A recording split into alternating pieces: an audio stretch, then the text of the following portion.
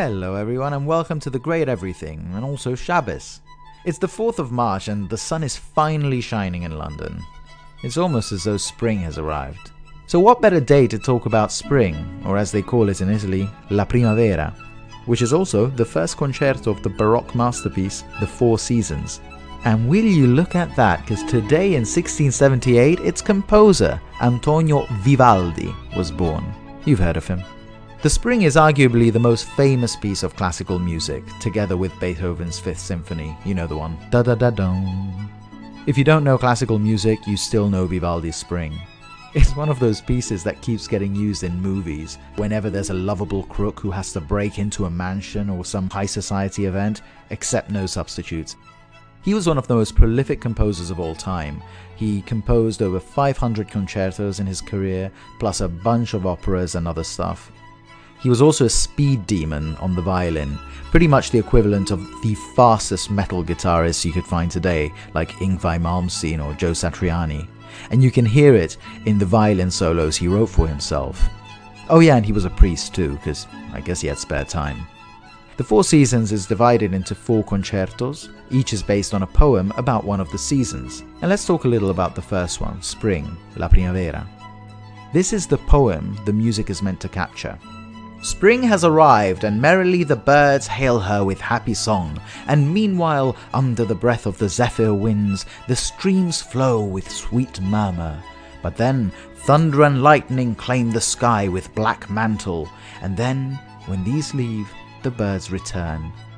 What we're going to try and do is look at each of these elements and how Vivaldi depicts them in music. So we can go beyond, oh, I've heard this one before, and try to understand what the music is trying to say and why it's such an enduring classic. Spring opens with the main theme, the one we all know, and this is meant to evoke a countryside, rustic feel. When I play it, you'll hear this drone sound in the background played by the cellos. It sounds a bit like bagpipes. It goes zong, zong. It's just in the background. So remember this. In the Western classical tradition, whenever you hear a drone sound, you know the composer is setting the scene in the countryside. This is an aesthetic canon. Anyway, let's listen.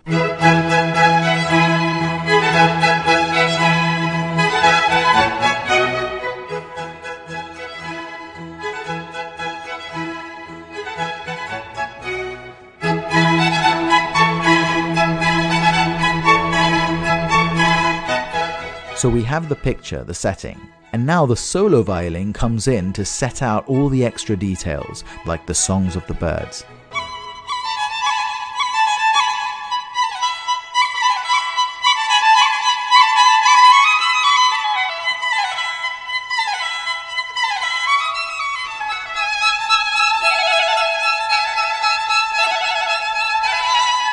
And then you have the flowing springs.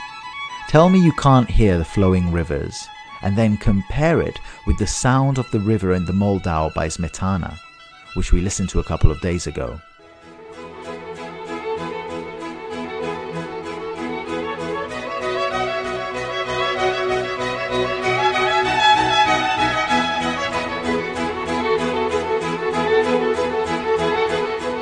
Finally, thunder and lightning cloud the sky, and you'll hear the rumbling accompaniment that really evokes the sound of thunder. In the middle of all this, you'll also hear the main theme coming through time and time again. You know when you get a ray of sunlight shining through the dark clouds?